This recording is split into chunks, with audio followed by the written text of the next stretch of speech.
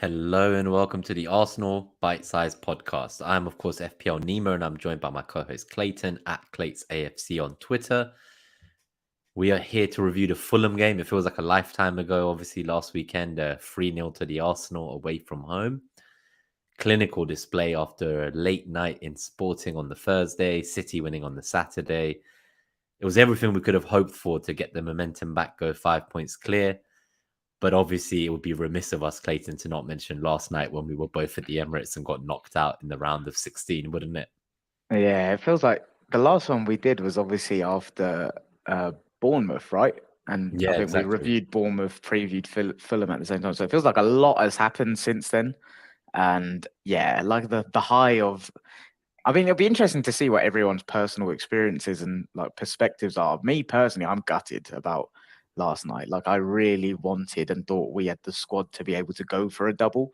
That's not saying like we're a shoe-in to win the Premier League, but like I genuinely thought we had the squad to try and go the distance in both. So last night hit me, I think, harder than the average Arsenal fan from what I've seen on socials and stuff. And just like, I feel like most Arsenal fans, I get it, like focus on the leagues and stuff. And it probably will work out as a blessing. Like we just put all of our eggs in that basket. But our European record isn't exactly like barking up trees, right? Like, so I think for me, it was a potential opportunity to do something even more special. But we were well beat. And like to be honest, we've not played well at all in the Europa League this year. Like we rotate. I really like how we've rotated the squad throughout all of the games and stuff, but there's not been a good performance in any of the games really.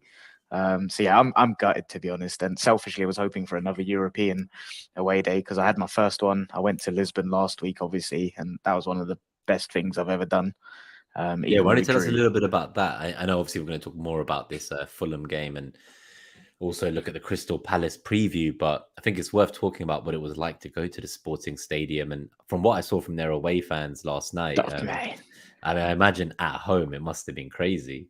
Do you know what? It wasn't at all. Like their away fans last night were completely different to the experience I had out there. So Hmm. even they had like a little ultras section, and I say little because they had like the ultras banner. Excuse me, they had the ultras banner, and they had like a few flags. But honestly, I had to guess there'd be like 100 people that were in there. So I was a bit like, okay, like this isn't what I expected. And then you see it last night. It's like bloody hell, where were they all hiding? But like the actual experience was unreal. Like, so because of my membership points, I wasn't guaranteed a ticket for this game to go and book the flights and stuff. So I had to wait to make sure it dropped down to my level. And as a result, obviously the airlines bumped up all the prices. So flights were just like way out of my budget. So what me and my mates ended up doing was we got return flights to Faro, however you Oh, say it, in like yeah, the I know. south of Yeah, in Portugal. Algarve. Yeah. Yeah, the Algarve. So we got return flights to go there, which were like really cheap. And then we got a hire car and we drove up to Lisbon, and that was unreal. Like it was 3 hours, but it was like a motorway the whole way. So it was a nice little road trip. It was quite scenic, like through some of the mountains, the coasts and stuff. And then I didn't realize parts of Portugal are actually separated by the sea. So you had to cross over. It's the longest bridge in Europe. It's 11 miles long. So that was quite cool driving 11 over there. miles long bridge. Holy shit. Yeah, I know. And then so eventually got into Lisbon, dropped our stuff off. We didn't get a chance because of timing because we went out on the actual day of the game. Flight was at 6 a.m. So we didn't get a chance to go to the city centre and drink with all the Arsenal fans. So we just went straight to the stadium and man, it's everything you like. You know that they talk about foreign police and how they treat the English and stuff. Like that pat down was the most frisky pat down I've had at football. Like it wasn't like you know the meme of that Arsenal steward that's just like half-assed when he's checking me. Where it was not like that. I had a feel in places that should not have been felt. Um, yeah, and then got in, and obviously, like, just when you walk up, it's just wow. Like, you walk out, and it's a really cool stadium. And the actual game, like, I know obviously it ended up a bit crap because at the time I didn't think a draw was bad, but obviously it did end up being bad in the end. But the game itself was pretty fun. And then just the aftermath was just so fun as well. Just going out, having a few drinks, going for dinner and stuff. And I love European city breaks anyway. So combining it with watching your football team is just like heaven to me. So yeah, the actual trip was unbelievable. It's just a shame, obviously, it kind of amounted to nothing really. But I'm glad I got it in, and as a result, there's no Budapest, sadly. So I I was cancelled gonna my say, I hotel last imagine night. you've cancelled the hotel and flights or anything else you've booked. Yeah, Yeah, gutted. But yeah, Lisbon itself, unbelievable trip. Like really grateful to have experienced that, and hopefully there'll be a few in the Champions League next year. On to better things, right? Yeah, I have a feeling that this is almost like destiny. I just feel like after seeing the Sporting player mocking Xhaka's celebration for his goal, which was dedicated to his daughter, and Instagram posting it too. I have a Oh, is it? I've feeling not that seen that. I have a feeling the UCL draws will find a way to bring us and Sporting back again so that we play each other next year at some point. But yeah, let's see if I come correct with that prediction. But something just tells me there's a lot of scripting in these draws and whatever will maximize TV revenue. So I have no doubt we'll face them again You've soon. gone full tin hat conspiracy mode 5 minutes in. I have. It's mainly to do with all the knockout rounds against Barca and Bayern. I think that's just kind of jaded me over the times we were in the Champions League.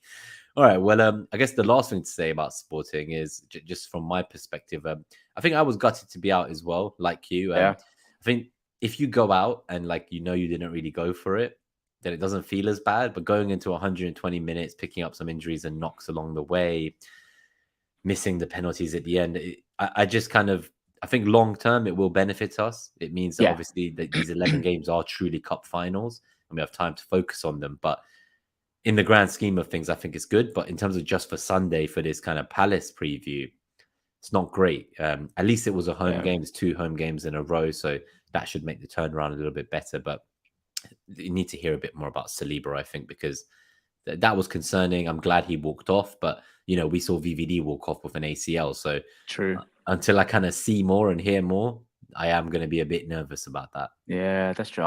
When I did my ACL, I actually carried on playing. I didn't realize I'd done it. So yeah, they're the kind of hidden ones. But you're right though. Last night, to be honest, in terms of the context of Sunday, and I would say it couldn't have gone any worse. Going the distance, all the way to penalties, and picking up injuries. I think Tomiyasu's season's basically done by the sounds of it. Yeah, he's done. That's I could tell the way that he looked and the way he walked off and the way Arteta spoke to him and he was telling him oh no, I'm fucked basically. And then you see him leaving with crutches. I'm like, yeah, that's it. That's done. Season over. It's not looking good, Brev. It's not looking good. Hopefully Saliba is less serious than that. And maybe it's just a light hamstring. I think before I was worried about the international break coming. And actually, I think it's come at a good time for us based on what happened yesterday. I think we just need to get through Sunday, get that win, hopefully. And obviously now the added context of Patrick Vieira has been sacked. So I know that's kind of gone 180 very quickly, considering 12 months ago how much everyone was praising him, how he was doing and stuff. And obviously, they've not been good recently, right? What is it? They've not had a shot on target in 4 games. Or was it they've not scored in 4 games? They hadn't had a shot on target in 3 games. I think they managed to break that curse against Brighton, and they did look good against Brighton, but right. I just don't think they've been scoring enough goals this season. And it's tough though, because if you look at the fixtures they've played in the last 10 or so since the World Cup restart, they have been all top half opposition. It's all been very difficult. Yeah. The games they have left after Arsenal, they're pretty much all pretty good games against teams around them. But I can see the understanding that from 12th to 20th, there's nothing separating those teams in the relegation battle right now. And their goal difference is so bad that all it takes, and I think they played an extra game too. So all it takes is those teams below them to win that game in hand, and they will all jump up because they have better goal difference. So I can see the fear here and why they've done it. It's just a shame that it's the second time this season that we're going to go into a match against an opponent that just sacked their manager. We saw what happened with Everton. Obviously, I don't think Palace will have time to appoint the replacement as fast as Everton did. So I don't know whether a no manager bounce is a thing, but it is stressful that we're going to have to play them without a manager. It's not what. Yeah, see, I think I said this before, Everton as well. I don't personally buy into new manager bounce and stuff. I buy into the fact that Everton got a good tactician that came in. I don't think it was just this galvanizing thing that you got a new manager and they've I think there's people discredit Dyche for how good he is, in my opinion, if that makes sense. I don't personally believe that new manager bounce is a thing personally. I think it's entirely dependent on the person you bring in. I don't think you could put me in the Palace dugout on Sunday and they'll be galvanized. And they'll be better, yeah. As much as I'd like to think so. But yeah, we'll see. I think also the fact that we're at home is always such a big game changer, right? The way Dyche looks to play and defend suits the tighter grounds like Goodison Park. Like I get not guarantee, but I'd be fairly confident if his first game was at the Emirates, it wouldn't quite be the same. So yeah, we've got that. And obviously, like one of the positives from a shit night was Jesus started, got 45 minutes under his belt. He looked sharp. He looked sharp. He got his yellow card, which means that he's back. And yeah, you know, he looked lively but didn't score. You know, yeah, exactly. Same at Fulham, should have scored, didn't. He's back. He's fully back, man. Like I'm honestly impressed. I didn't expect him to start, and I think it was obviously a pre-planned sub as well at halftime. Yeah. But it's just nice to see him back. What are your thoughts on whether he might start back-to-back games? We'll do that. I guess we'll come preview to later on, right? Yeah. All right, let's talk about Fulham. Just before that, shout out to Mike Halpin. Thanks for tuning in. Yes, Pontus Johansson as well. Good to see you. Just to pull up Mike's comment about the Europa as well before we move on.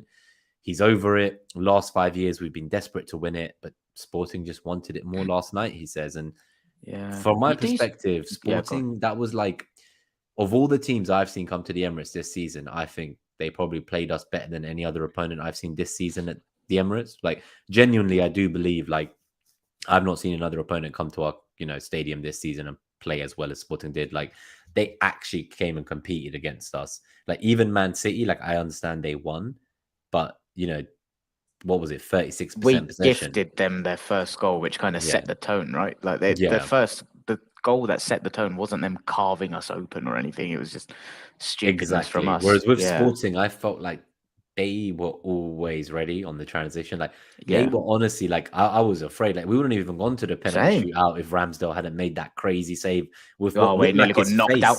Yeah, and then I was there on Twitter reading that there's no concussion subs in UEFA, and like we already used all our subs, and if he's got a concussion, then we can't put on a goalkeeper. I was like, what is going on? This is a bit mental.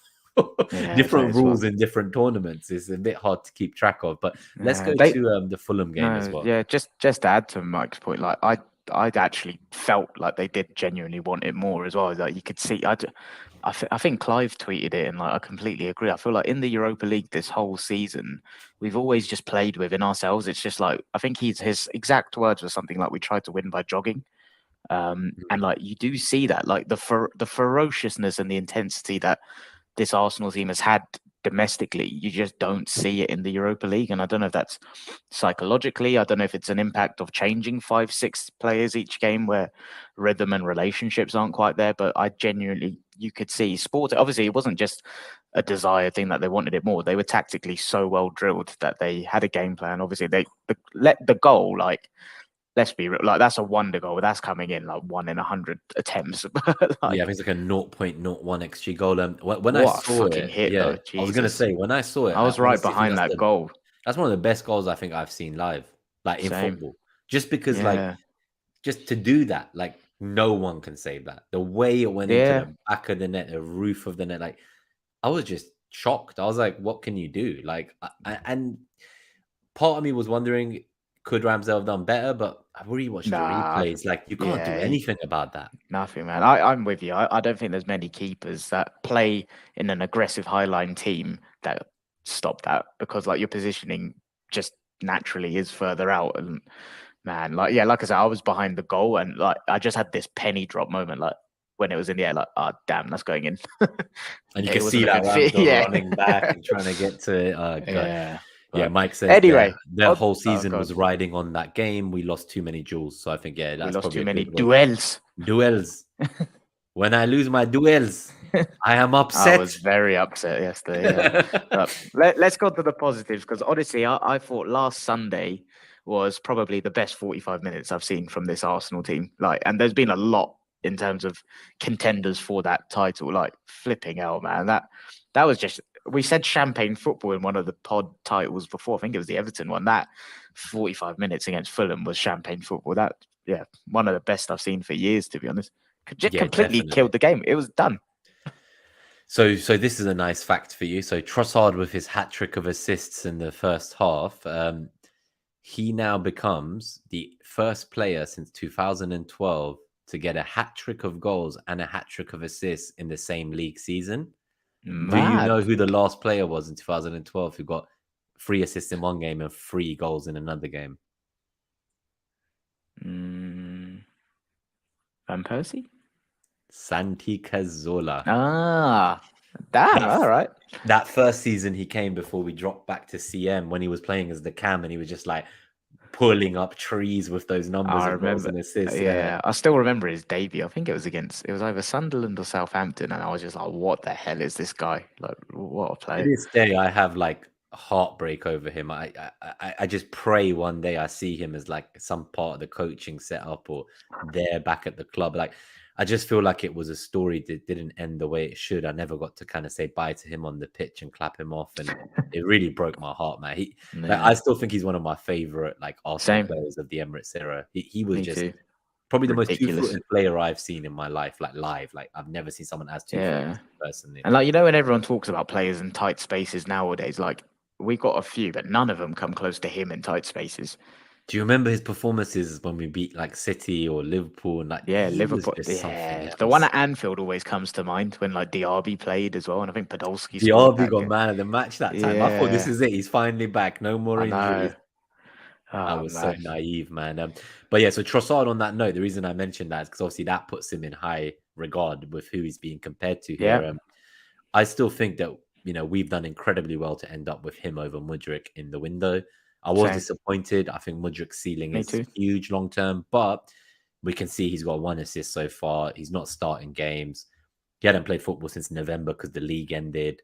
He's going to need time. I think for a league push with 11 games to go, Oh getting yeah, someone ready-made from this league, it is the plug guy and who, play yeah, like we're just perfect. It's almost like he's been playing in this team for his years. whole Yeah. life. Yeah, like Like I'm not gonna lie, I didn't. I was happy with him as like a left wing option and right wing cover, and everyone said, yeah, I know he's played for Brighton, but I didn't see him playing false nine for us. I just didn't see it.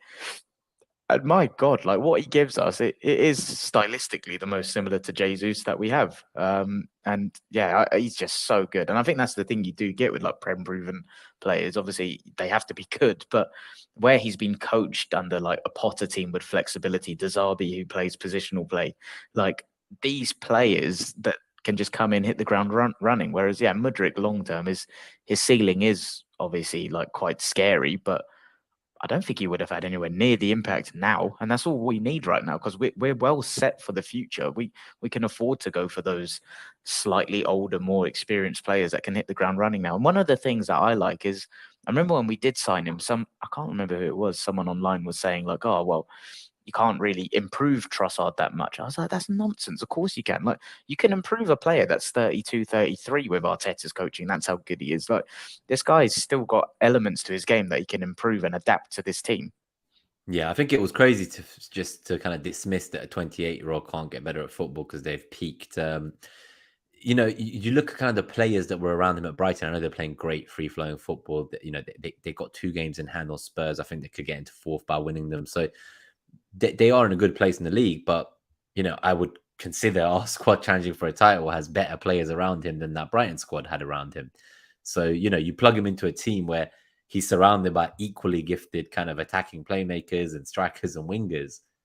It just seems so fluid, and Yeah. he just slotted right in, as you say. And I didn't see him playing the forward line as well as he did. I thought he'd be more of a winger, but now I look back on it. Even when he was playing wing back for Brighton, I remember thinking like, "Oh, he's gonna score." Like, it doesn't matter where Yeah. on the pitch the guy It was plays. such a fluid role. Yeah. Yeah, like he just like wherever you put him, you can rely on him to show up and do something in the box, whether it's an assist or a goal. So it's just amazing to see him get in with the team so quickly. In terms of, I guess who started as well on the Fulham game. So the only kind of shock for me was that we didn't kind of play any of what do you call it? Sorry, Vieira, because I assumed that Oh, like were he you would shocked by start that? because I thought he'd been playing so well recently. Now, obviously, last night changes things, but I thought he'd No, been but playing so ignore well last night. before. Just Yeah, yeah. before So, that. so Yeah. before this was my fault before seeing last night. At the time, I kind of felt that I don't know, like it felt like Xhaka had been having a bit of a tough time recently. Vieira had been looking quite good. I guess I just naively assumed that maybe Vieira would slot in, and then he didn't. Interesting. So this is where I feel firmly like I've been on my own. I'm not writing him off at all, but I haven't seen it with Vieira like everyone else has said. Like Sporting away, everyone was raving about him, and I think he hides quite a lot in games. I don't think he gets involved enough in possession. I think his final ball is great, and like people look at his stats output and it's like, oh wow, end product machine. But there's more to football than that, especially in an Arsenal team like us. And I want to see a lot more personally. Like I think, yeah, my personal opinion is I haven't been as impressed as everyone else seems to be, if I'm being completely honest. And not writing him off, obviously, same like in the away end in Lisbon, I was writing him off. So like if my mate's listening to this, he'll be calling me a hypocrite. So I'm going to be honest, like I was writing him off, but then I text him saying, no, I'm taking it back. I'm going to be patient because it is hard. Like the same rationale and logic I gave to Nketiah was I'm being patient because it's hard to demonstrate it in a rotated team when you're coming off and on sub appearances, that. So I'm trying to apply the same lens to Vieira, and also he was injured in pre-season, right? So I'm trying to be patient. He didn't have the pre-season exactly. Yeah, but I'm just not quite there on what I've seen so far and the narrative that everyone else is pushing in terms of how impressed they've been. I haven't seen it personally. So the starting 11 against Fulham for me was as I expected. I can't remember what. I feel like it was expected, but I feel like Trossard may have came in out of nowhere because of the illness. I'm getting confused because it's been a while since we podded. I feel like it was the Fulham game where he was maybe a big doubt or he had an illness. Yeah, so Trossard. So on the Saturday or on the Friday in the presser, like we were kind of saying, like, oh, Jesus isn't ready yet, and Nketiah's out. Trossard isn't going to be able to play.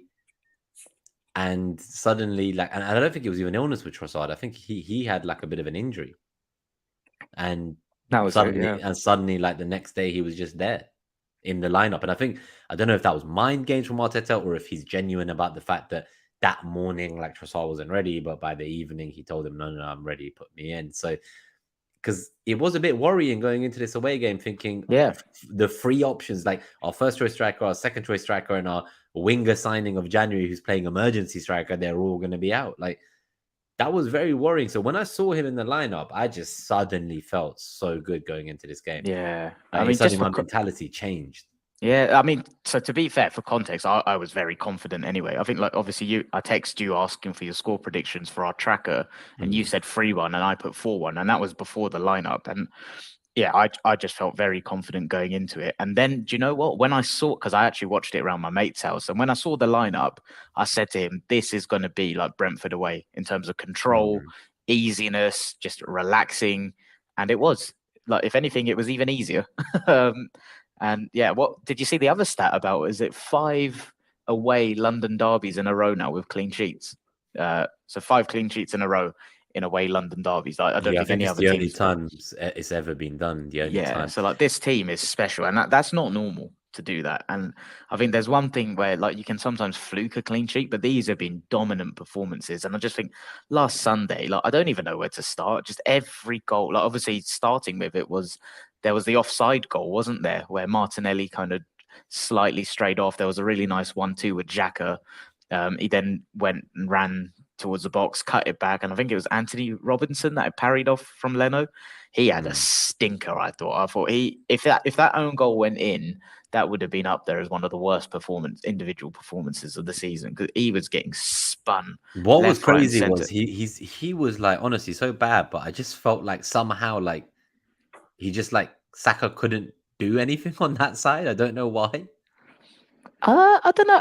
I don't think it was a case of Saka individually going up against him. I just thought we manipulated him so well to create space. And I think there was another one. Maybe just the flank, right? So like obviously the left side with kind of Trossard, Martinelli, Xhaka, it's been, and Zinchenko even, are like very fluid, and maybe I think what we saw from width.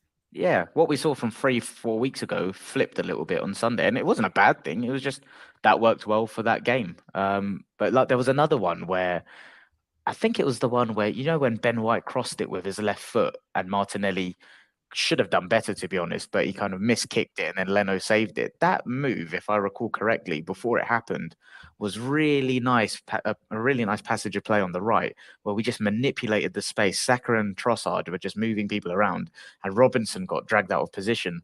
The header for Martinelli's goal, also, that build up for that goal was a joke. Like it was, I don't know how many passes And then the pass from Saliba, where like what we did, where we just completely moved their structure, pinned them in a corner, and then bang, Saliba pinged it out on his left foot to Xhaka. Xhaka then went past it to Trossard.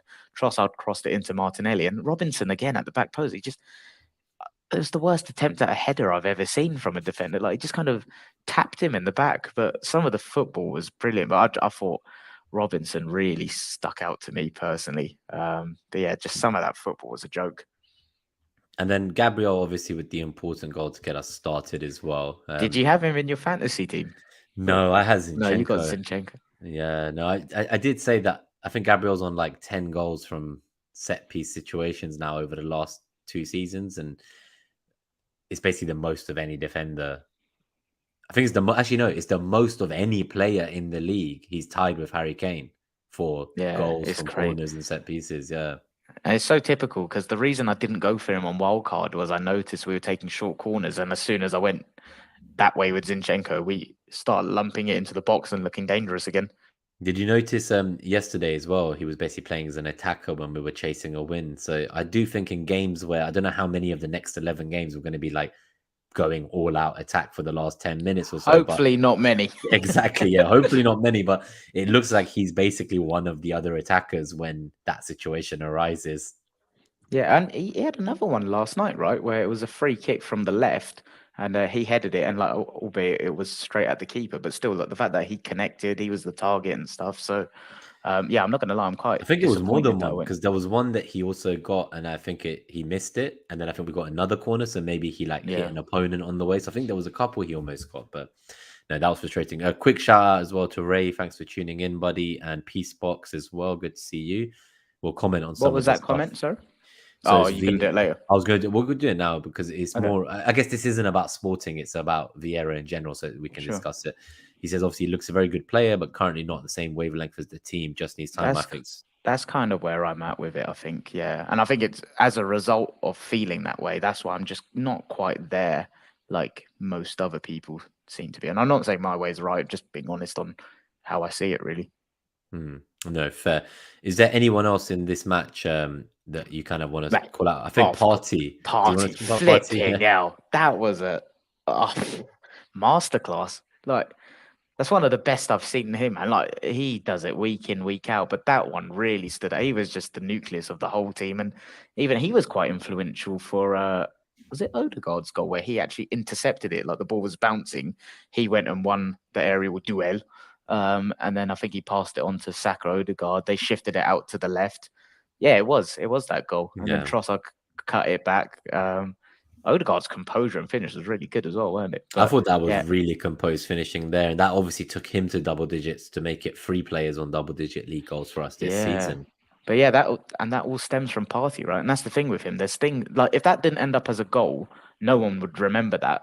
But he does these interceptions all the time, and even you see it last night. He comes on, and I remember this so clearly because it was in my eye line from like the 4th row.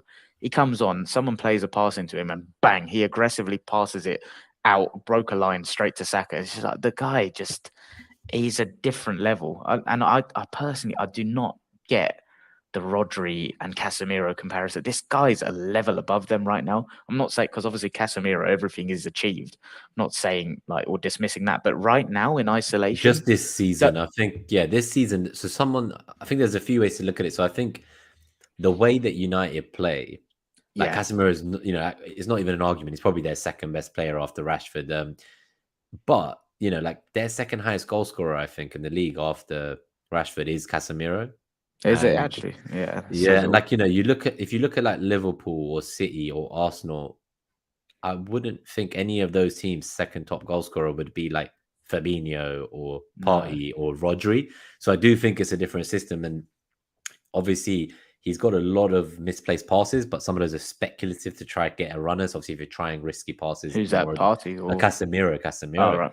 Like, I think that the last 5 or 6 games, his pass percentage completion was pretty poor. Like, I'm talking like 60%, 70%, 55%, like numbers you would not see. Now, off the ball and defensively, obviously, I understand why he's world class and what he's done before. But I think Partey is far more technically gifted than I realized. Because again, even at Atletico, like it was a more defensive system, right? He wasn't being able to showcase his ability like he is in this system, right? So I do think now that I see him like on the ball, I do think Partey, and especially for the system we play, like I think it's someone on Arsenal Vision, maybe they talk about like players that are they make the system better, also are made better by the system versus those who make a system. And I think Partey is someone who makes our system. Yeah, big like time. he And is so core to our system. And what is it? It's no coincidence, right? Like Man United away, he wasn't there. Everton away, he went off. And then City game. City game. Like there's no coincidence, is it? And he's just a joke. And last Sunday, just like his pass selection, it was the most complete midfield performance you can get. And yeah, to your point on systems, I think he goes into the City team and United team with his eyes shut, and he's able to play his game. I don't think those two come into this team with the way we play in the aggressive style and the tight spaces with the amount of defensive and offensive responsibility and play to his level. Personally, he's on a different planet this season, in my opinion. Yeah, no, I do tend to agree. So he's obviously one that we definitely wanted to shout out. It's nice to see Martinelli as well back in the goals. Really. Yeah, obviously last night might have impacted him a bit, but I saw Odegaard say in the interview, we win and lose together, and end of the day, like I don't put too much stock in the penalty miss. I saw him consoling him, and I don't think it's going to have like a massive psychological impact on him that's going to ruin him for like the next few games. So I think he'll be fine. But someone who deserves a shout out from last week just for the clean sheet, and this has triggered another point I want to make because it cracked me up. But Ramsdale, right?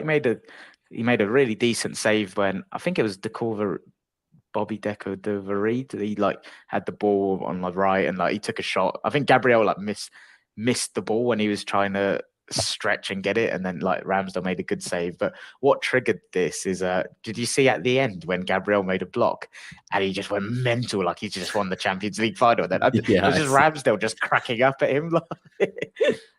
I love the way these guys fight for that clean sheet, because it's a bit wild, but I think we have like 10 clean sheets in away games out of 13 away games or something. And we have like one at the Emirates in the Premier League or something. So I don't know what we're doing at home, but away from home, like, we are in phenomenal away from home. And when you think to years past where, we were going like league seasons without an away clean sheet and things like that.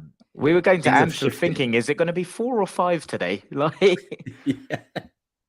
And we will be going there again soon, and to St. James's and to the Etihad. I think those big 3 games I'm very excited for. They're going to be big games, and Chelsea at home as well. But there's some tough games to come, but I'm excited for them. On another individual performance, it's hard with individual performances when the team plays so well. But like, I thought Xhaka looked really good. And oh man, that chance where like he dummied it, made I couldn't believe he didn't score I was like, what's he doing? Like, that would have been maybe one of the team goals of the season. It reminds me of the Norwich situation with the Jack Wilshere one, the Rosicky one against Sunderland, I think it was. Like, oh man, but that if that went in, that would have been one of it shouldn't be a goal that decides his performance because he was brilliant, but just his runs through midfield and his positioning with Zinchenko, Trossard, Martinelli, I thought he was brilliant last week. So that was good to see, because you're right, I thought the last fortnight before he wasn't quite at it, so that was really good to see. And that's why I was kind of thinking maybe Vieira would have got that start. Obviously, then seeing how Xhaka played in this game, I obviously realized that it was a good choice to play him, and that like he is very pivotal to this system.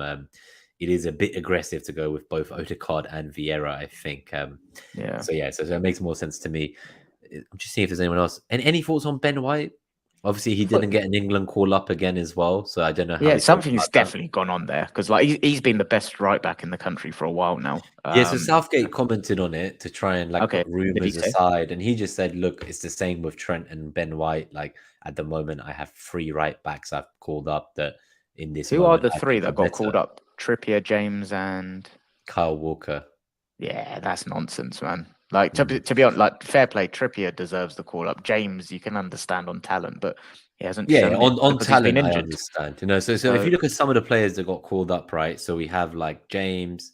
You have there. What is there? There's Phillips, Calvin got called up. Phillips. I've Calvin been Phillips under a got rock. called up. I think There was a few players that got called up that have basically not played football this season. So I think he puts a lot of stock in what they've done for him in previous tournaments, as opposed to like Harry Maguire. These guys, like, they're not playing football, right? Like they're literally not playing every week. yeah. But they're still getting called up for qualifiers. So it is a bit of an odd one for me. But for me, I'm happy that he's staying at home because we need as many players at home. Same. Especially with Tommy being out for the season now, right? Exactly. Martinelli's going to be at home now. Wrap Ben White in cotton wool, man. If Ben White gets injured, we are not in a good place. No, we are. I think if that happens, I'm just trying to think who we would put there. Who would we put there? Like, who do we have? Let's not think about it. Recall Cedric. I was gonna say that. Who, like, literally, who will play? Like, could Zinchenko play there? Like, I don't know. And then could Tierney play there? Like, what? Trossard wing back, Brighton. You know what? Again. He was a right wing back for a while, so you never. This is what happens. Don't talk it into existence. Yeah, let's not talk that juju into existence. No way, man. All right, should we go to the stats of this match and we'll preview? Yeah, go for it. Yeah, I've not actually seen the stat. I'm looking for. Yeah, well, yeah. So, that shows. So for the podcast listeners, there's the Marcar stats from Twitter graphics that we get. He obviously puts these out for free after every match in Europe. So for the cumulative expected goals, he has here on the chart a 0.68 XG for Fulham to 2.21 for Arsenal. Expected threats a bit closer, 1.18 for Fulham to 1.7 for Arsenal. 45% possession for Fulham, 54% for Arsenal. Field tilt, this is a bit more even than we're used to, despite the kind of big win, 43% to 56%. For anyone who's new as well, that's obviously the percentage of time that's spent in the final third, but for both teams. So we spent 56% of the time that's in final thirds in their third. They spent 43% of time in final third in our third. And defensive action height, 43.1 to 43.7. So I do think part of this is that in the second half, right, we could have like gone and tried to get 4, 5, 6. And I think we were kind of what you said earlier about the Europa games a bit, where we were kind of like trying to jog our way to victory. I think we realized that we had like the second leg of this to come. There was Palace, like, there's a long period to go. And the way we kind of did what we did in the first half and killed the game off, it felt like it was more important to keep a clean sheet than almost get that other goal. So I don't feel like we really like pushed on and tried to completely steamroll them. I would like to see that happen a few more times this season, but equally Fulham didn't like set up in the way that a lot of teams we've been facing recently have been setting up, right? And this is what shows here, like obviously the expected threat and the field tilt and stuff, like they were getting into our box, they were creating chances, but I wonder if this is a bad thing because teams will now see that and saw how they got sliced up when they came to attack us. Because, like everyone else has been playing deep block against us. So does this now put off other teams from playing deep blocks because they saw what happens if you try to go toe-to-toe with Arsenal? That's just one thing that's worried me a little bit, that it would be nice if a few more opponents came out and tried to go toe-to-toe against us. Yeah, I don't know. Maybe. I think it's so hard to predict how teams will set up. But like Palace, well, that's a hard one to even judge now because we don't know who's going to be taking control. But they've got such a variety of like industrious players, but also the technical quality to try and hurt you. So it'll be interesting to see how they set up. But yeah, I feel like Everton kind of set that blueprint of blocking out passing lanes and hacking out the middle, taking us wide, isolating 1v1s. But I do actually think Fulham tried to do that. I just think we completely bypassed it. I did think they tried to do that in periods. There were also periods where they were braver than other teams have been in terms of trying to get at us. But yeah, I think in large periods they tried the same structure that other teams have personally. And I think the first 15 minutes, and you can see it here on the cumulative expected goals, it's a flat line for both teams. I think before we started to steamroll them, it was only really for that second part of that half. So even though it was like maybe one of the best first halves we've had, especially the half an hour at the end of it, that first 15 minutes, I do feel that we were trying to feel our way into their game at their ground and figure out what they were about, what they were going to try and do to us. Big time. Like I was listening to Arscast this week, and that's exactly what James was saying. It felt exactly like that. The first 15 minutes were so comfortable, but it was comfortable without any like intent. It just felt like we were exactly doing that. Like you said, we were passing it around, getting our structure, moving their structure around, just being patient, finding the openings, sussing them out. And then once we got the hang of it, it went bang. But one thing that I found really interesting was I felt like there was that level of control that was slowly turning into control with purpose. And then the offside goal happened. And I was worried that that was going to completely kill our momentum, but it didn't at all. Yeah, I was worried that would be like some of the other games where like you kind of don't get the call your way and then you're And then offside it's and a double whammy where it goes completely the other way, yeah. right? But it wasn't at all. And yeah, I just think the second half was, in the context of the season, it was sensible from the players. There's no need to go and exert yourself any more than like do the bare minimum to see the game out. And obviously, it was great that we got the clean sheet, but And it helped us yeah, on the goal difference front as well, right? So yeah, obviously the goal difference gap with City has been reduced slightly. There will be hopefully other opportunities to increase that, starting with Sunday at home to Palace, hopefully. I'm trying to think if there was anything else in the stats. So we don't have like the positional play and pass networks as usual, because obviously it's a bit more of a dense episode with lots of different matches and topics to cover. So we won't go into those graphics this week. We don't have them, but if you want to check them out, do go look at Mark's stats. Is there anything else you want to say about this game before we maybe think about like our kind of preview of Palace, the predicted lineup, who we see starting? no, I just think yeah, this was the first half an absolute clinic on Arteta's Arsenal in terms of positional play, movement, flexibility, rotation, and the game was done. That it was completely finished at half time. And to be honest, I was surprised he didn't make a single substitution at half time just to flex the squad, give like certain people minutes. And even when the subs did come, they happened later than I thought they would. Because the second half, although it was a case of we didn't need to get out of first gear, Fulham came out swinging. And the Yeah, first 10, they 15 minutes definitely were had not a good comfortable. halftime team talk. Yeah. So I was a bit surprised by like the game management and stuff, and I thought I'm not even sure he used all five subs. I feel like he made four. So I feel like he personally could have flexed the squad a little bit more, but obviously he know. Yeah, I'm not one to question what he does, right? Like I think obviously Saka got the earlier sub, like maybe it could have been 10 minutes earlier, as you say. I think he only got Yeah, like a 10-15 minute break in the end. Would have been nice for him to get a slightly longer rest, but yeah, but even it just is at what half it is. time, I feel like the game was completely won. That if you make one position change, that isn't going to disrupt your team's rhythm, in my opinion. So I thought that was an opportunity where you could have been a little bit experimental and not even experimental, just yeah, freshen up the squad a little bit. I guess Personally, this is a topic that will bridge us into the preview as well. It's actually about last game subs, the sporting subs, and then going into the Fulham there's a lineup. lot of So the question Palace lineup. marks for the yeah Yeah, because of the so minutes, right? the bridge I was going to say is actually about Kieran Tierney, because it feels that obviously he didn't come on for these games, and there was talks of maybe him being moved on in the summer, and it feels that since those kind of media conversations around that, we've not really seen him anywhere. And if there was ever a time you would think he might start is after 120 minutes, where Zinchenko left it all out on the field. Yeah, However, my kind of thinking is that the way we play, and I think Bobby said this, one of our listeners, he said that with Tomiyasu out, he can't see a world in which like you bring in Tierney and have Ben White, because like at the moment, like Zinchenko plays in that inverted role, Ben White's there, he can sometimes tuck in as that third centre back.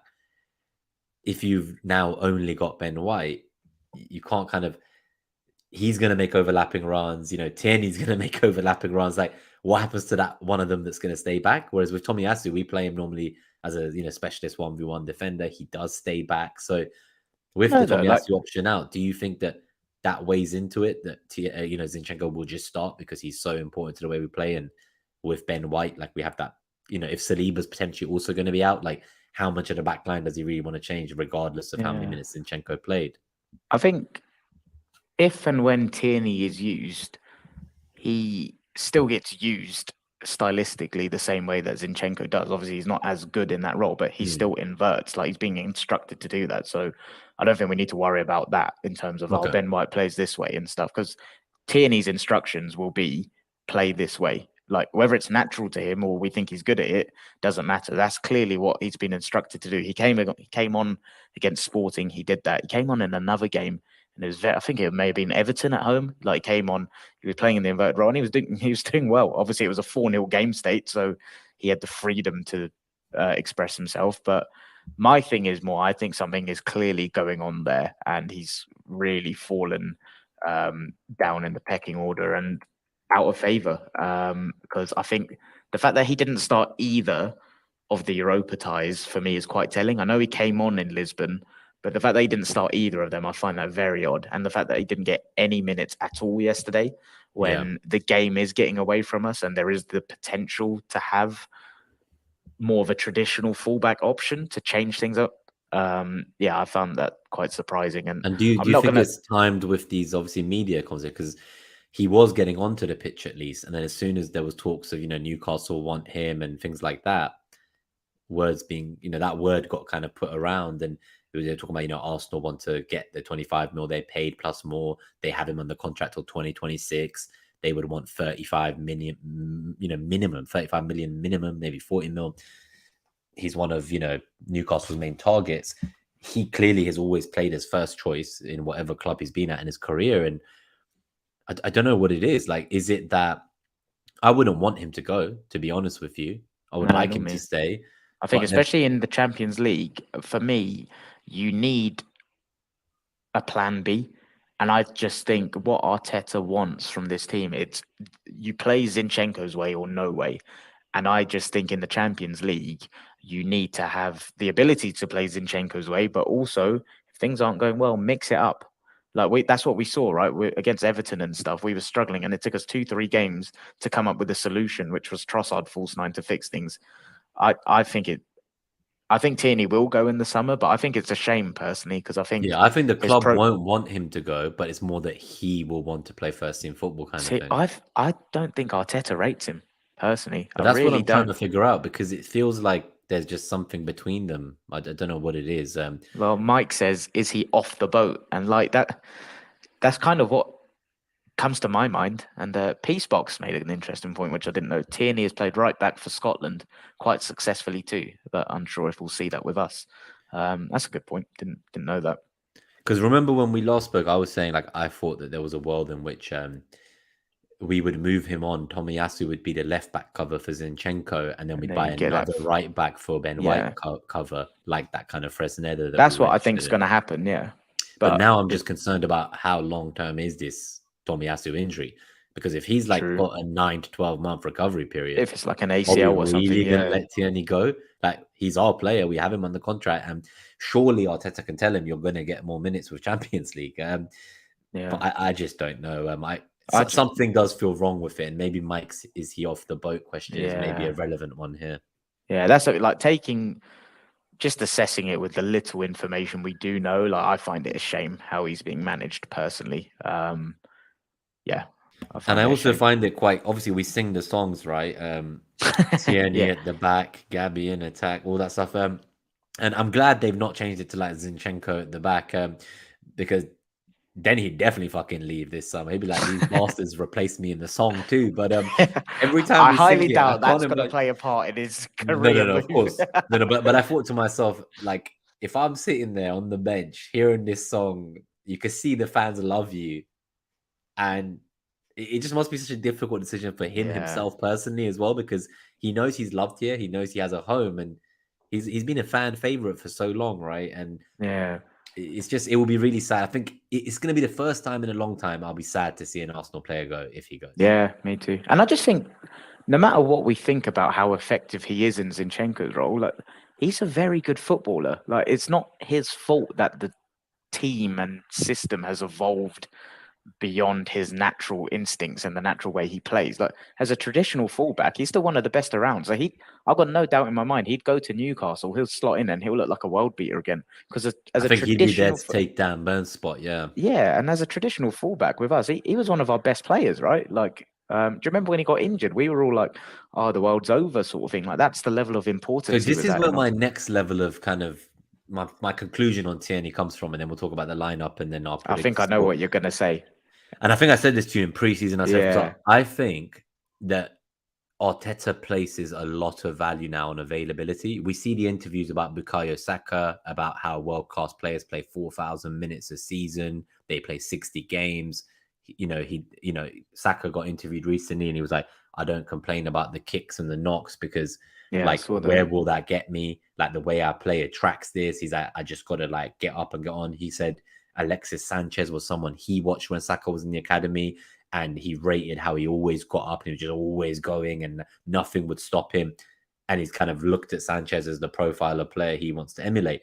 Now, you look at players like, say, Vinicius Jr. last season, Mbappe, these guys with Champions League minutes included in international football. They are playing those number of minutes. So and you never hear them in the conversation about burnout, do you? Exactly. So I think fans have been going on about burnout, and like you see Saka, obviously he was a bit tired, he got a rest, thank God for that. But generally, that's the mindset he's instilling in them. And Saka's 21, and he's trying to train him to like not worry about like being hit and not worry about how many minutes he plays. And he thinks it's ludicrous to fans think about this. So you then go to some of the players that over the last few years have cost us, right? Because at times when we needed them, and like last year's top 4 run in, Tierney got injured. The season before, when we were in the Europa, he got injured, right? And then we played Xhaka at left back. So I just feel that with Arteta, he's looked at this and he's like, I can't rely on you. He's like, I need players who are going to always be available. Whether you're starting or not, I need to know that the day I need to call upon you, I need you. And what happened before? I think I remember now what happened at Fulham. It was either Fulham or I think it was Fulham. I don't think he was in the squad. There was one of these games where he just suddenly I think he had a cold rather than an injury this time. But again, like that was an ideal game where Tierney could have played. Or I think it was like one of these recent games again, like he just suddenly wasn't in the squad because he was injured. Yeah. I just think that because of that, like I think Arteta don't trust him. And on that note, I know Partey is so pivotal to the way we play. But I think, again, the fact we tried to push so hard for Caicedo in January, the fact we're linked to the people like Rice and they're saying they want 2 CMs this window, I think that's another sign of we're not going past Partey, but he is making plans because he's seen that in important games, again, when we did need Partey, he had those regular injuries, right? So I just think Arteta's trying to build a team of like people who are going to always be available and to play at the level he needs. I think that's where it's gone wrong with Tierney personally. And I think I said this in the summer that as much as I love him, 2 seasons in a row before this, in the run-in, just when we needed him most, he was out.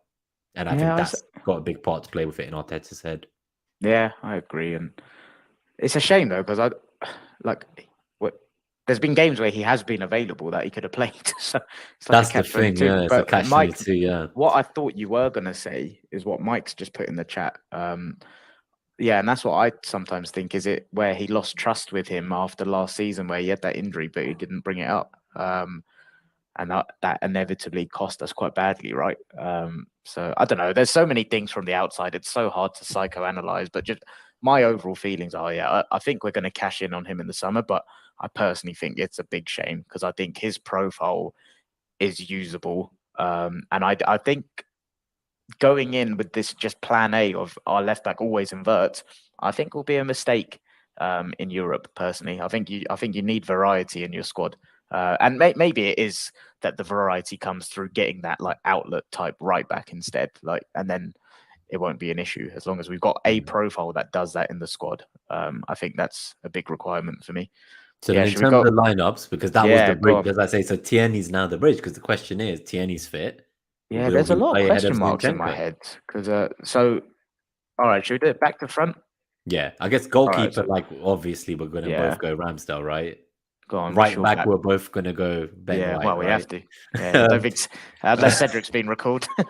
So I've not seen anything on Saliba apart from that when he left the dressing room last night, he didn't have any strapping on, which is obviously good news.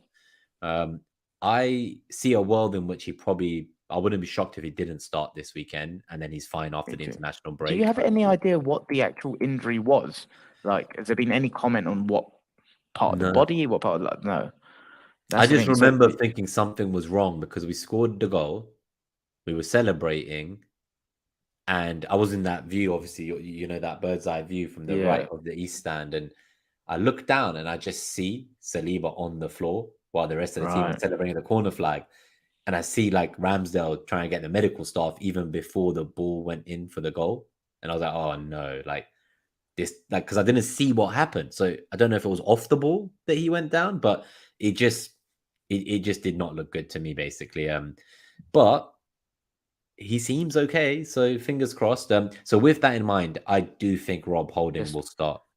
I just Googled it. Apparently it was a back injury. That's it. Yeah. So he felt something in his back, they said. Okay, yeah, this is so hard, isn't it? I'm with you though. I wouldn't be surprised to I see wouldn't Holding risk play. someone 3 days later if they got something off the ball in the lower back.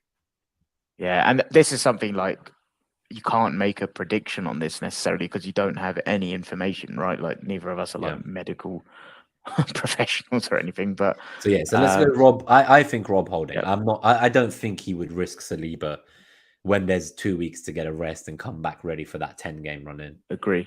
Now left centre back, obviously. Gabriel. I know he played a lot of minutes yesterday, but if you've already going to not have Saliba, you're going to have Gabriel. Yeah. Left and I just back feel is where like the big Gabriel was question so mark is. durable anyway. Like Like remember we were saying like he is like played like the most league games of our defenders in a row like since last and season. he never looks fatigued. Yeah, he just somehow always goes. He is a warrior, man. But left back, this is difficult because I do feel that Zinchenko is still going to play regardless of the 120 minutes. Same. And I just think it'll be a case of he'll try get the job done that he can take him off. But I think a lot of it is the international break coming up. I think if we didn't have the international break, there'd be a bit of a difference in how the squad would be picked for tomorrow. Sunday. But as a result of that, I do think he's just put this context in your head, right? If we win, we go 8 points clear. We then come back after the international break and we play Leeds before Man City play Liverpool. We could be 11 points clear before that would be a big Man City next play motivator for and us. I think that is a big thing, both in my personal opinion, but just how professionals do it. I just think points on the board over games in hand are so valuable, and as a result, I just think he's gonna. Obviously, what we don't have is the information on is anyone in that. I know you said it's like a fake thing, but like that red zone, like is anyone actually in danger of getting injured? We don't know that based on the minutes played, but assuming everyone is fine, I think he, regardless of the 120 minutes, I think he's just going for his first 11 that's available. And I think Mike says, like, if we're going to play Holding, then I think Zinni has to play. I think that's where it comes in. Now, if Saliba somehow plays, then maybe you see Tierney. I think right now, I would put the odds of Tierney at starting. For me personally, it's obviously a subjective thing at 5%. I think even if Saliba is fit and plays, I still think it'll be Zinchenko. Yeah, I'm 95% Zinchenko, regardless of who plays in right centre back. So let's go to midfield. Obviously, like in the 6, I'm going to go. I think same midfield 3. Yeah, like he had his rest as well, right? So Xhaka, Partey, Odegaard, and Odegaard. I thought Jorginho was pony last night. Yeah, no, I saw a few moments. There was one interesting duel where like. The referee, we didn't talk about him, but for a while I kind of felt like he was not calling any fouls. But then I realized he was the same for both sides to an extent. Yeah. Like there was a few times where I thought we fouled them, and he just like looked at them like fucking get up. And then towards the end, he did that, right? I just see him go up to the player while the player is carrying on. He's like, "Get the fuck!" I just started shaking at him. I was like, "This referee is on it." And mental, did you know? I found out who this ref is, by the way. So he refed an Argentina match in the World Cup, and he booked everyone apart from Messi. The guy behind me said that last night. I was like, no way. He's like a proper European World Cup ref who's like already done some mad dramatic shit in the World Cup for Argentina.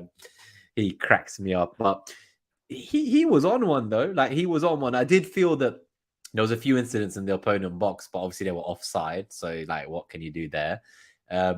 He did give us some yellow cards for challenges they did to us that they didn't get carded for. But overall, I thought he really went with the let it flow mentality.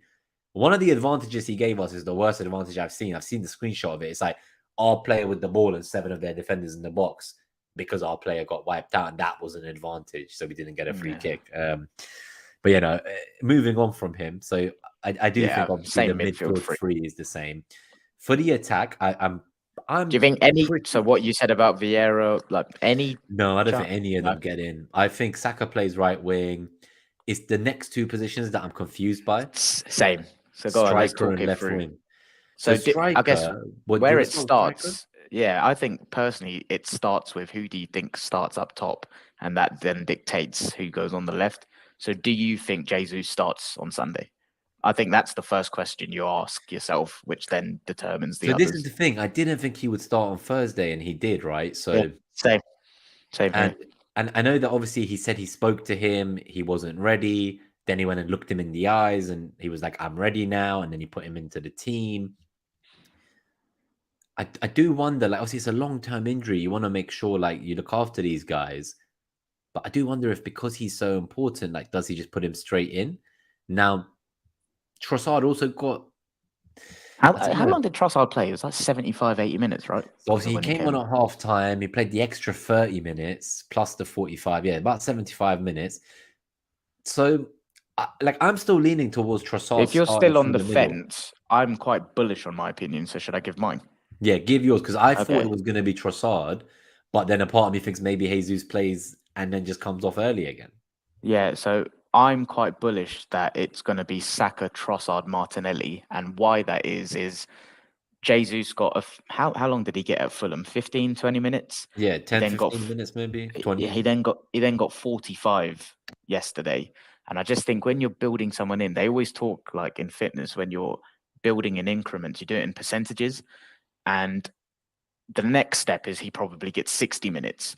But I just think the pre-planned sub is all well and good, but what happens if it gets to 60 minutes and we're losing? We have to keep him on.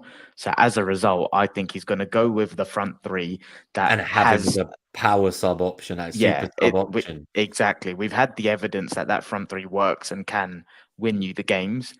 And I think Trossard's minutes weren't a problem last night. Martinelli, of course, it's disappointing that he had to play so much, but he's young. He's a Duracell bunny. He'll be fine. So I think Martinelli, my thought was originally that Martinelli would start and get subbed by around 60 minutes earliest, maybe even 70 or 75.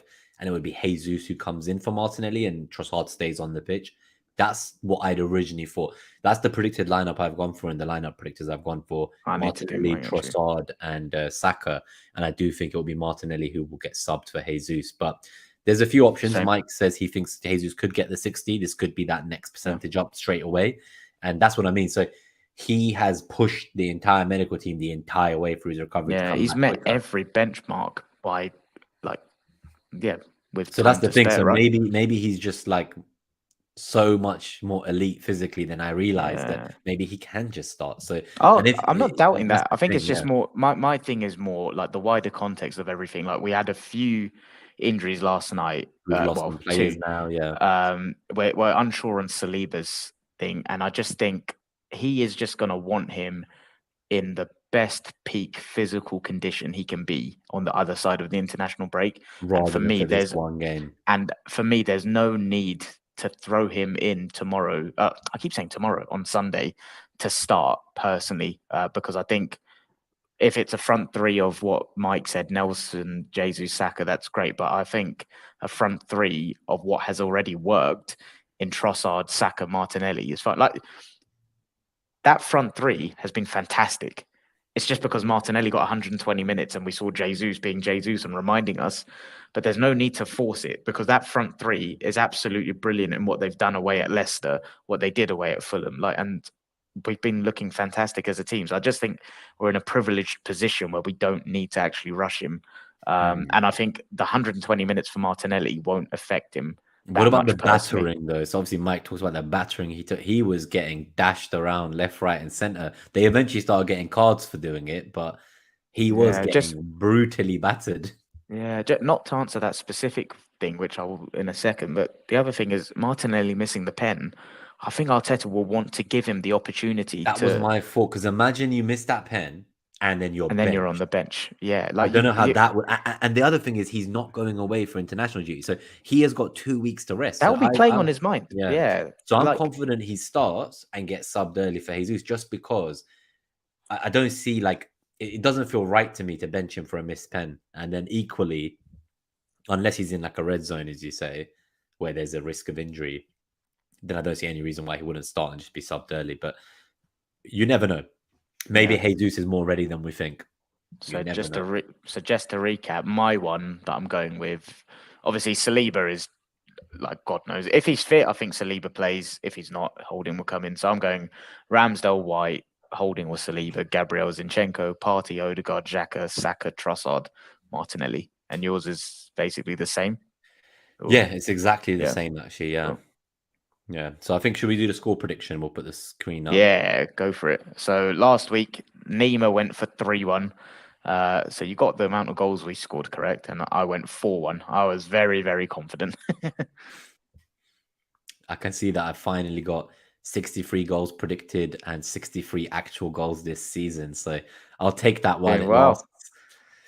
My goals against predicted is only 12 against us, but we've had 25 against us. You've been a bit more realistic with 18 against us to the 25.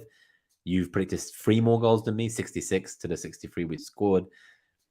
I think we're almost kind of there. This week, Yeah, what do you think? Do you see a clean sheet at home against Palace after the no manager bounce that we don't believe exists? I don't. I think we're going to concede. I just think Palace. It's so ironic considering the last 3-4 games they've not had a shot on target and haven't scored. But I think we've not looked, apart from Fulham away, I think we've looked a little bit leaky and like people are playing through us a little bit easier. And if Rob Holding is there, not pinning it on him, just the impact of Thursday, I think we will see a bit of rustiness on Sunday. I think we'll still have enough, but I think there will be a little bit of mental fatigue that creeps in a little bit because it's draining, right? And I'm not talking about psychological. I don't think this team will No, be like, physically, yeah. I don't think this physically team will be draining. feeling sorry for themselves. I just think physically they're human. They're going to feel it a little bit, and I think mistakes may creep in. I don't think the passing will be as crisp. I don't think they'll see the passes as quickly as they usually do. And as a result, I think there may be an opportunity to get at us. So what will you go for then, I guess? I think it's going to be like a cagey 2-1 win. Cagey, but like we will be in relative control and feel like we're going to see the game out and win. Like, I don't think we'll be, well, famous last words. I don't think we'll be clenching our arse cheeks sort of thing. But I think we'll have enough to do it properly. But I think, unfortunately, there may be the odd mistake or two that can lead to a goal. I'm going to go with... I have a lot of ambition for us to score goals. So I'm going to go with 3 goals for us. I'm just deciding between the clean sheet or 1 goal conceded. I'm going to go with 3-0. We are 3-0, like it. We're owed for some home clean sheets, despite the bloody hope rustiness, the fatigue. You're still going for that prime Jose Mourinho Chelsea defense then. I'm looking for like a mentality monster comeback Sunday, famous last words. All right, So 3-0. I like so that. Mike has gone for 2-0, closer to yours. All right, so no questions today, but Delia, we did talk a little bit more about the bounce, the new manager bounce. I know Everton had one, but in the earlier part of the episode, if you go back, Clayton talks about like how he felt with Everton. It was more about who they brought in Daesh and the strategy and tactical system, as opposed to kind of just like the fact that there is any new person in charge. And also, I don't think Palace will get a new manager in time, so it'll be more of a no manager bounce, I guess, rather than a new manager bounce if it does happen. But yeah, sadly, we will not be going on for any longer. We have had a blockbuster episode. We talked about both legs of Sporting, the Fulham game, like there was a Palace lot to cover. came, 4 games of football, and your trip to Lisbon were all covered in this one. So I've had a lot of fun. Thank you, everyone, for tuning in. Clayton is now going away on holiday. Yeah, so I mentioned you're away on holiday as well, obviously. So I'm hoping to do the Palace review episode early next week after work one evening. So I will put some info out about that on the Twitter account as well. Nice and one. Was there something you wanted to say? Because I was about to do the get us out of here, but I think you had something. No, that was it. I was just going to say. Oh, okay, you're going to mention about away, the show. So, yeah. So Clayton won't be here for the next one, but I'm hoping to. I've spoken to Bobby. Hopefully he can make it. And I'm going to also reach out to Mike as well and see if he's up for doing a review. So if we can get all 3 of us, I think that'd be quite fun. That would be brilliant. Yeah, so we'll do that. I'm going to Asia for 10 days, so I'm not going to have any signal. But when I'm back, I'm looking forward to listening to that. And then I'll be back to do the Leeds preview with you. Nice. Yeah, when I'm back after the international break. And then on to, obviously, one more cup final on Sunday before the international break. And then it's the running. Like, let's fucking do this. Let's fucking go, guys. We will. And yes, Delia, we did talk. I think we talked quite a bit about Trossard, actually. So definitely worth watching back. So thank you, everyone. If you enjoyed the episode, if you found it entertaining, if we made you laugh or cry about last night's result, either way, please do hit that like. It really helps us out. And subscribe if you're new to the channel. if you're listening on podcast, do leave a review on Spotify or Apple. Thank you so much, everyone. We will see you for the review when I am back next week. Otherwise, up the Arsenal, and let's go win that first cup final out of the 11 this Sunday. Yeah, and I'll see you all in 2-3 weeks. So up the Arsenal. Come on, you Gunners.